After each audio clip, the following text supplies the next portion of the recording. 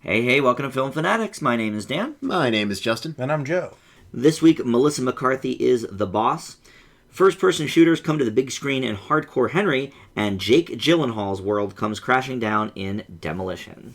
First up, though, is The Boss, and in this film, Melissa McCarthy plays Michelle Darnell, an orphan who grows up to be one of the richest women in America until she goes to jail for insider trading and has to find a way to get back on top. She enlists the help of her former assistant Claire, whom she treated horribly under her original employ, and Claire's daughter, played by Kristen Bell and Ella Anderson, to sell Girl Scout-style brownies. Meanwhile, Michelle has to fend off her business rival and former lover, played by Peter Dinklage.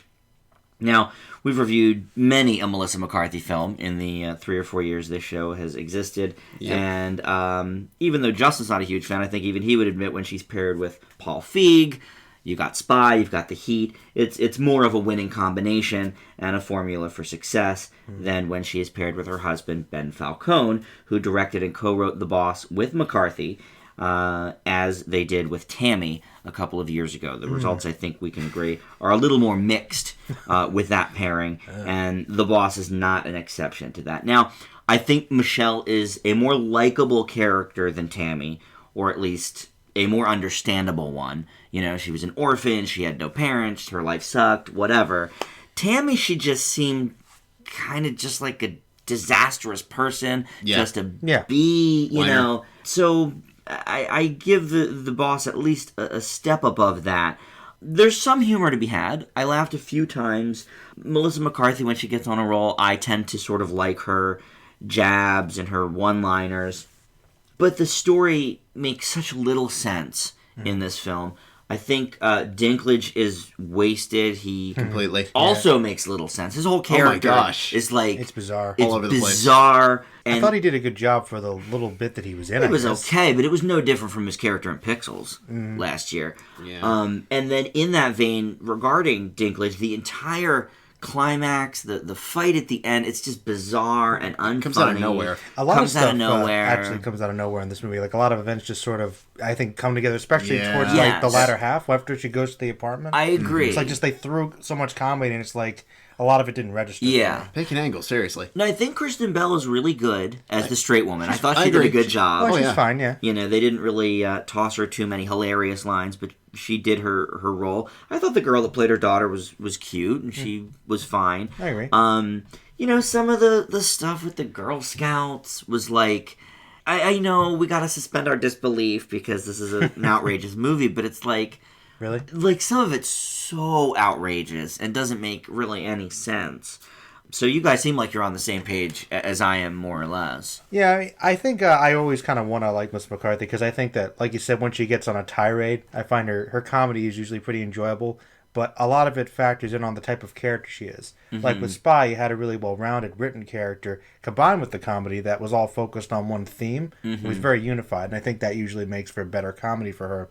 This one, I think that, yes, her character's better than she was in Tammy, but not by a whole lot. Mm-hmm. They give her a little bit of a backstory, but they don't really go too far with it. They just kind of use it as an impetus to get her into the situation. And really, that's about it. With the Girl Scout stuff, yeah. And, I mean, I thought a lot of the jokes that were just really obvious, to be honest. Or they were just so overblown that, like you said, it's just like, what? You're not even questioning it all. The majority of the ones that hit are basically in the trailer anyways. So. Exactly. It's another... I got a few chuckles, but I can't say that I was laughing the majority of the time. I would say I probably laughed more than in Tammy. Well, Tammy was a horrible movie. I was going to say, it's a drama masquerading as a comedy. Okay, Tammy was bad, but it did have good things going for it. The Kathy Bates stuff was really good. From like certain, like you said, Justin, certain dramatic elements. I think the drama in Tammy. But it's marketed as a comedy, and most of the comedy just was... It just left me, you know, with less laughs. This is straight comedy. Yeah. There isn't too much, you know, drama here. I mean... Right. Even really with the whole, like, no family stuff, a few seconds here or there, but they don't dwell on it Once like again, Tammy. They could have spent on it a little bit more to strengthen it, and they could use that for more comedic situations as well. Mm-hmm. Like, a comedy can still have serious moments and still be a comedy. Yeah. I mean, I think that if you did have a lot of comedy focused within the movie, that's fine. But you have to kind of usually condense the time, actually. Yeah, I would say it's mostly a matter of consistency, and I think that's the movie's biggest pitfall. There are some really good jokes here at times, and I did laugh a lot more than I thought I would. I was expecting more than Tammy, right? Well, significantly more than Tammy, but saying that, but that's such a low bar for the McCarthy. I believe you and I gave Tammy in the C- range. Now Justin, I think was D or D-. D+, I believe. Yeah. D+, okay. It's kind of one of those movies for me. The more I think about it, I think it gets worse. Is that right? I would agree on that as well. It's other than Spy, there has not been a Melissa McCarthy starring comedy that Justin has given a positive to. That's Identity Thief? Probably Because no, he hates Identity Thief, and even Bridesmaids, which she's supporting, he doesn't really care for.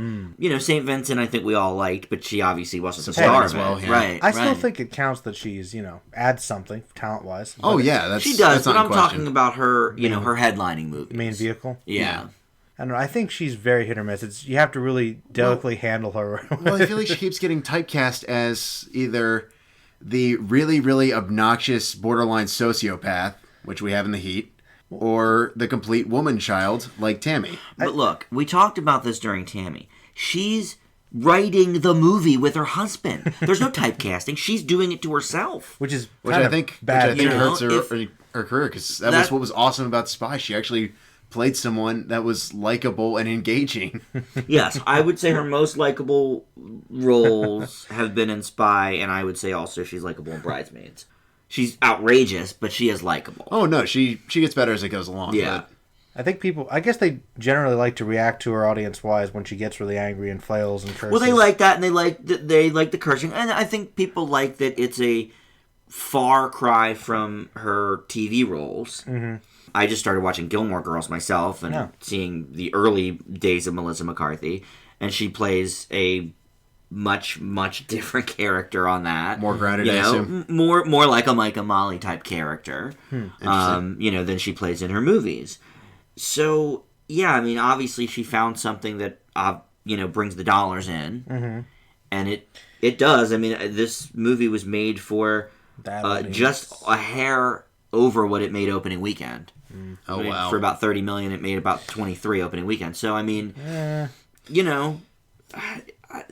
not a smash, but it's going to break even. Yeah, I mean, her audience will go see it, but I think people were harsher on this, at least critically, than even Tammy. So maybe more success has kind of given people a higher it's sort standard. of dwindling a little bit. Well, I think there's only so far you can really take that style of comedy. I think a lot of comedians have fallen into that same trap, where like that one hijink isn't going to get you so far. No. Eventually we all reach a point of what else do you have? Exactly. Well, it'll be interesting to see what she brings to Ghostbusters, which is going to be an ensemble, obviously. Definitely. And, I think her and Kristen Wiig are obviously the featured stars, but I think that is going to be a much more ensemble-based film. Absolutely. At least if it follows, the original. All right, well, shall we get to the grades on The Boss? I think we shall. Think we should. Well, I mean, maybe I'll have to rethink it Tammy style down the road, but I leave it with a C-. Okay. Disappointing, but I did laugh. Justin? I'm actually with you, Dan. C-. I was expecting like D or D+ when I went into this, but I did laugh quite a few moments, so I think it's okay with a C-. Mm-hmm. Well, looks like we're in agreement. I'm also C- in this one. Okay. How about that? Well, let's hear, Joe, about Hardcore Henry. Okay. Hardcore Henry is a recent sci-fi action film written and directed by, help me, Justin, Ilya Nashuler. Sure. I don't know. Yep. I'm going to say he's Australian. Russian. Yeah, Russian. The film was shot really entirely in first-person perspective, which is like the main selling point of the movie. And basically it follows this guy, Henry, who was apparently this product of a psychotic supervillain secret experiment. Apparently kidnaps his wife, and then he goes to rescue her and is on the run from various agents and bad guys, shooting his way to his wife with the help of a mysterious Sholto Copley-played character named Jibby, who pops up everywhere like a friendly AI in a video game, providing tools, helpful suggestions, and occasional plot points. So, it is basically a first-person shooter movie. Yes. I mean, there's really And you're right, that is the gimmick. The selling point, the gimmick. Yeah, that's the gimmick. So, if you really, this is the thing. If you took just like your fairly standard first-person shooter game, took all the cutscenes for the plot and some of the gameplay, and strung them all together in a narrative, that's what this would be. If that was the goal, it did it. So, that kind of leaves us with the question, of, since gaming is generally interactive experience where you gain fun from actually pretending to be the character, but this time you're experiencing it through that character's eyes without actually manipulating his motions and following the plot of the writers, where does that leave us? Mm-hmm. We still have characters that are pretty one-dimensional, a plot that is interesting, I guess, but there's very little of it. So really, this is all about the execution, and what it promises us is a lot of fast-paced action and some awesome music, and a little bit of meta humor. And yeah, I thought it was relatively enjoyable despite the lightness. I mean, it really, I think it was very self-aware. And I agree. Even though it was like very limited in terms of those things, like, you know, the plot and the characters, it had fun. And I can't really say that I was bored with it. I mean, the violence was really over the top, but that's also the point. Mm-hmm. And in terms of it being all in first person, I thought it was actually kind of cool. Now, is it going to change the game of action? Should they make this a thing and keep doing it? I think if they're going to do it, they have to try something else to mix it up. Less is more. Like, the whole, obviously, the character not being able to... No, I don't think less is more. This is pretty minimal, Justin. Yeah, it's pretty minimal. But I think it was kind of cool for the style and the execution. Like, no, less is more as in, like, not as prolonged. Like, if you're going to do a first-person action sequence, don't make it go on for an hour and 40 minutes. I think Joe was saying more movies, more full-length feature movies in this style. What I mean is that if they're going to keep doing movies like this... Yeah. Like, in the first person, like totally first person kind of action, or even going to other genres, I think there's something you can do with it, but you're going to have to play around with it a lot. Mm-hmm. Because this is kind of cool for what it is. And that's sort of how I thought this was going to be. I thought it was going to be like a prototype of what maybe a movie would be, but not be there yet. And I would agree that that's what happened. And I think it's definitely not quite there yet. But I think being kind of like branching video games, which have kind of included much more cinematic elements over the years to become more complex, and sort of switching it to the other side, I thought was very interesting. So, I mean, I found it kind of enjoyable despite its flaws. So I'm kind of curious to hear what you guys had to say more about your experience. Well, I think you're probably the biggest gamer of the three of us. Certainly, it's not me. Justin, are you a gamer?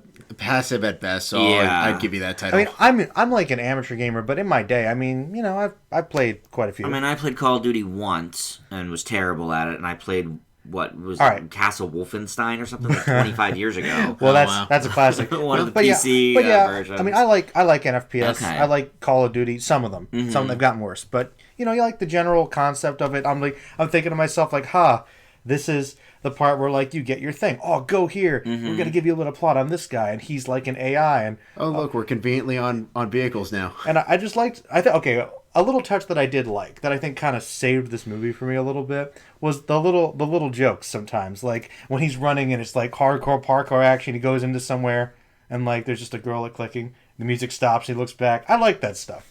And there's a couple of those I'm like, yeah, okay, I mean, that would mean more to you than it would to me. I didn't really pick up on that. I feel like if you know about the gaming, you'll get some of those little jokes. Like, this is what this means. This is your upgrade for the weapon. They're going to respawn here. Here, you got to go here and do this. Make sure that you get your grenades and throw them at this guy. You know, it's just kind of funny. I don't know. I thought it was enjoyable. So I'm talking too much. Go ahead. No, this is definitely one that is a definite gimmick, and I will certainly not contest the fact that it's going to be an extremely divisive movie. It's pretty much all gimmick. But what I think saves it and pushes it into more of that guilty pleasure territory is how much of an interactive experience it is. Mm-hmm. For me personally, although the first, I want to say, 10, maybe 15 minutes were a little rough, I found myself quickly getting into the first person mode a lot quicker than I thought I would, sort of almost creating a little bit of an inner monologue as the events were playing out. One thing that surprised me is, for as little character as Henry seems to have, he actually does develop a little bit of a character. Oh yeah. And I liked how subtle that was. Like, you actually do kind of feel for the guy. And personally, as light as the plot was for the mystery, I was kind of curious to see where it was going. You know, and then they lock in, and then of course there's a scream with the bad guy. Happens for no reason in video games all the time. I'll get your wife now. Come get me, Batman, you know, or whatever. It's just like, I don't know. It's very much what it's supposed to be. I think. Yeah. And I think really the make or break is, how do you identify with Henry? And that's Good point. And I think that's the big aspect for it, because that sort of defines how much fun you're going to have with this experience. I do like the self-awareness. I think Charlton Copley really helps bring it to life, because it's a good bit of wit, and I think one of the twists with him is actually pretty good. Yeah, I was surprised they did it like that. I thought it was going to be lazier than the route they took. Mm-hmm. Really speaks to how much of a character actor he can and probably may end up being in a couple of years. And I'm still surprised this isn't a Blomkamp movie, because it really does feel like one. It does. In all honesty. In a lot of ways.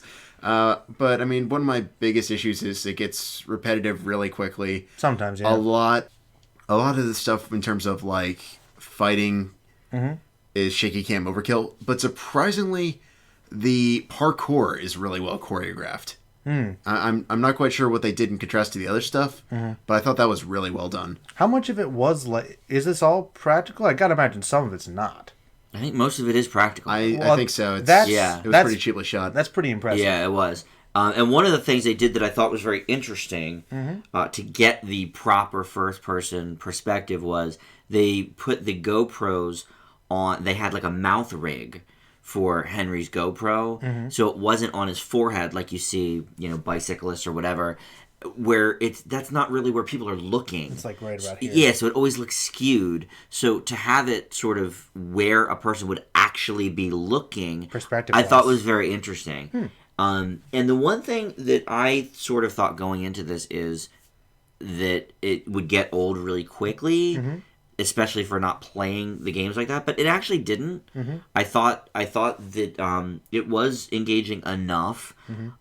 I don't know if I was as thrilled with the plot or lack thereof as you. I don't even know if I call it a plot. The motivating force. I was going to say driving force. Yeah. I mean, so that was all right, I guess. The acting from the villains is god awful. It's so bad. I agree. Copley's fine. He adds some different perspectives. He's pretty decent. Yeah.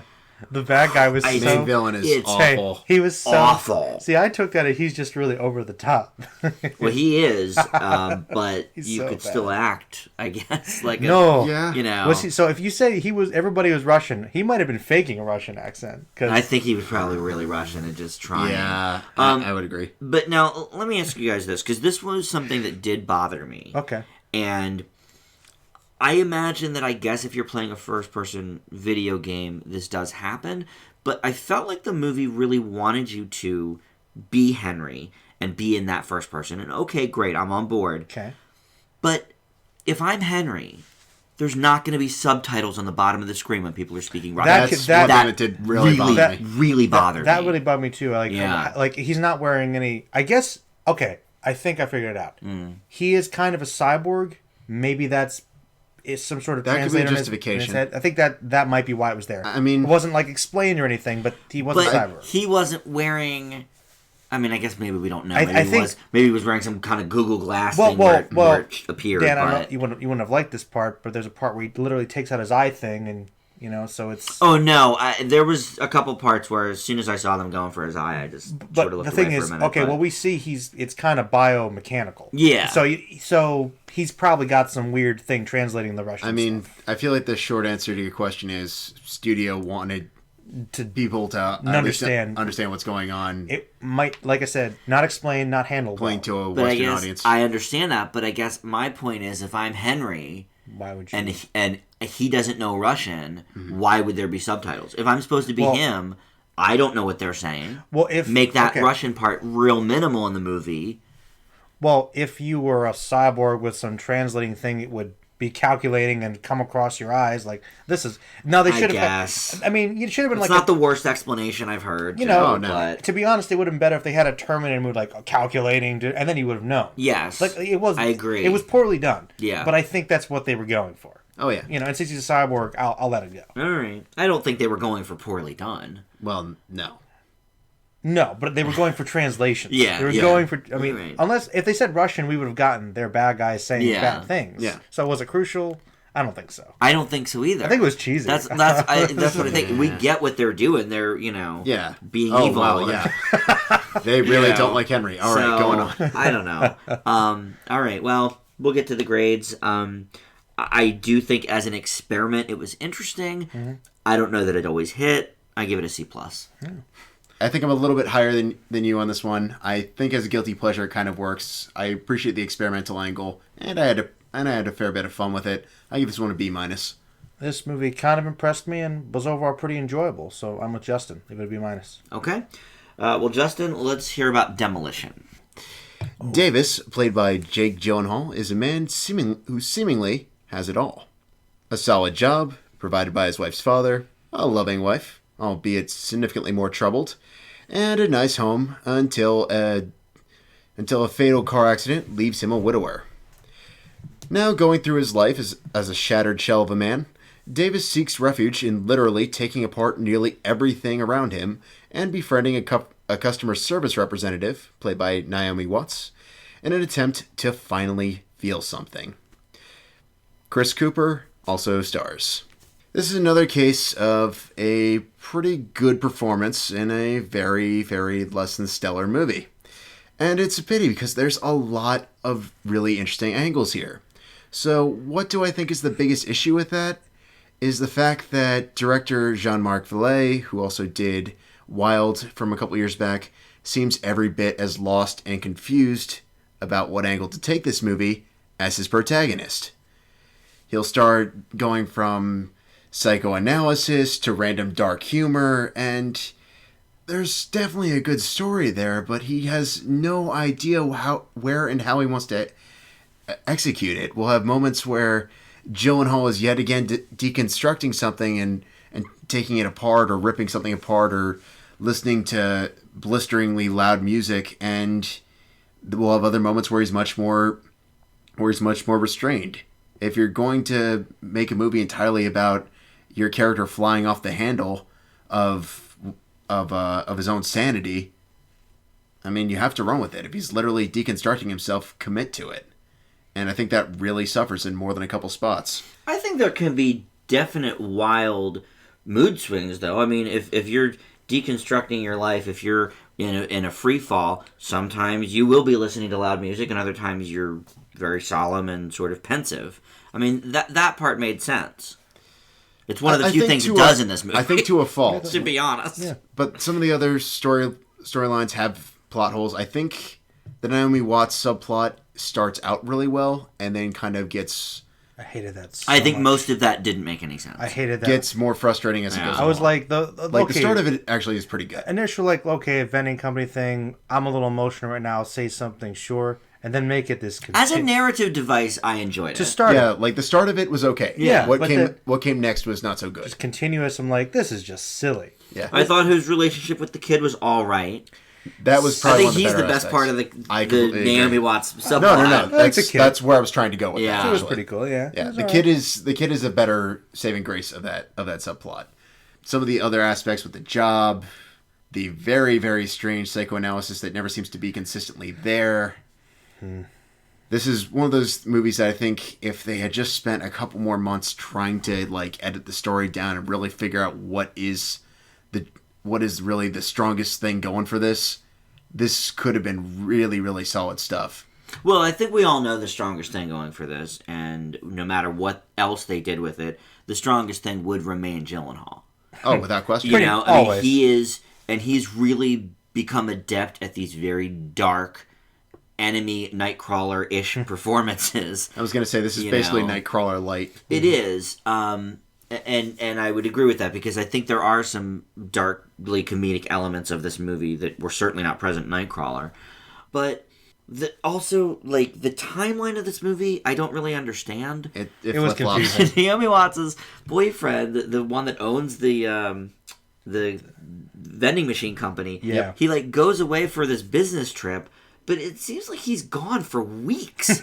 Maybe it's a long... Or, what kind of conference is this you're going to? So many time jumps. And then a lot of the characters just defy logic completely. Like Chris Cooper, who I always enjoy, but his character just seems so confused about what he wants out of this now, awkward relationship that, his son-in-law, and there's lots of things going on. But then at the end of the movie, he still agrees to meet with him for something.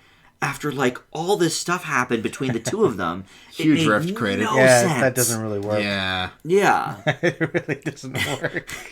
And the one thing that always kind of bothered me It's just so uplifting, though. is okay. So he's basically trying to take apart his life to figure out what his biggest fault is. We never actually get that answer, which I think is beyond frustrating. And yet, he's at a certain stage in his life at the end of it, or it feels like he's to varying degrees come to terms. But the sort of lack of clarity is very, very off-putting for me. I don't know where you two stood on that. Well, I kind of felt like with Dan in terms of the bouncing around his feelings and not really coming to that point. I feel like you could have a movie where sometimes the character doesn't necessarily find that answer, and it can Not be in that amount of time. because it's when Again, you go through something like timeline's that. messed up, but Well, yeah, I think that certainly doesn't help is it with this. 6 months? Is it 6 weeks? We don't know. No, Yeah. but if these aren't answers you're going to find, necessarily even within this span of time after something like this happens. But he's trying to. He's all over the place. I thought that was acceptable. I just thought this movie was But if doing you're something. going to do that, at least play up the ambiguity, or at least give us some sort of insight Well, that this isn't something so easily. It didn't want to play up the ambiguity because this movie is really trying to do a story that's just very, potentially confused, for lack of a better word. it's potentially interesting, but it's also very cliche. I feel like we've seen this a lot. Yeah, not lot. quite to this angle, but it's This true. this type of story, the rediscovery, it's been done to death, and it's just like you said. If they had focused more on the particular angle and maybe Well, that's why the kid angle was good. the kid Yeah. angle Because that good. was something a little bit different. But that's the It's thing, true. though. As strong as that would have been to focus on, once again, it just seems like it's been done before so much. yes. And I don't know. Not quite with the same spin though, which I did appreciate in this regard. Yeah, but they didn't take it far enough. Gyllenhaal's still great. What'd you guys think Gyllenhaal's about, always great. Watts, I think, did a decent job. She's Inconsistent all right. accent yet again. What you accent know, was she going for, actually? Was that like... That's a good question. I couldn't tell, because she's... New York? I But they're think? from New York Yeah, that was So, my best I thought, guess. okay, so it sounded Jersey-ish to me. Okay, gotcha. or Jersey or whatever.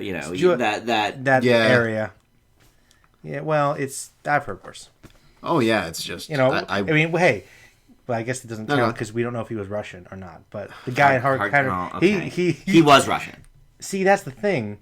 He was so bad though that You don't have to tell me. no, on your side, pal. Yeah, I don't know. Watts is She was okay. she was okay. Okay. She's really gone downhill, I think, from The Impossible. I thought she was Yeah. the worst part of St. Vincent. She's utterly useless in the Divergent Hey, movies. She was pretty good in Birdman. She was good at was. Birdman, although when I think about Birdman, I think of her probably sixth. I mean, Fair enough. You think It's of pretty Keaton, big cast. and you think of Emma Stone, and you Yep. think of Galifianakis, and obviously Right. Norton, and I don't. I honestly, I forgot she was in it until you said it. But So, But still, very good it performance. was good. it was, but maybe not as memorable as some others. Fair enough. Well, I'm gonna start off the grades with a C for Demolition. I'm gonna go with C plus. Wow. I thought it was all right. Leave it with the C. Yeah. Gyllenhaal's performance uplifted it No. a little bit Oh, yeah. from what it could have been, No, he was But- giving it his all, but it's just as was Cooper. it was uneven. Cooper's the most fine. part. Yeah. But it was uneven and unfocused and just I thought it was pretty standard at its core anyway. So Yeah. if you're gonna go with a cool Yeah. angle, you gotta follow through. Yeah. All right. Well, that will do it for the show this week. Joe, summer is approaching here. We've got Captain America on the horizon. Okay. Many other great movies for you to cover on your channel. Yeah, I mean Civil War probably be the next big one we're talking about. Yeah. Hopefully, we'll get a bunch of people on the video for that one. I know there's a bunch of new anime series coming I was going out. to say, you've been doing a bunch of anime stuff lately on your channel. I've been trying to get focused on that again. There's a couple series that are getting continuations or reboots finally. So yeah, there's a couple good things, and it's really just getting my schedule settled again, and hopefully I'll get some more things pumped out. But it should be good stuff. Yeah, very good. And Awesome. of course, we have our Star Trek videos as well on our channel, as well as a bunch of minisodes that are up and all of that. And spring cleaning month about to wrap up here, so we'll do a minisode on that. And as soon as we figure out our May month, we'll let you guys know so you can come up with a listener's choice for us. You can join the conversation, though, over at Facebook. That's Film Fanatics with an exclamation point, and the Twitter feed at Film Fanatics Pod. And, of course, you can subscribe to our channel here on YouTube as well. So thanks so much for listening, and we'll see you back here next time.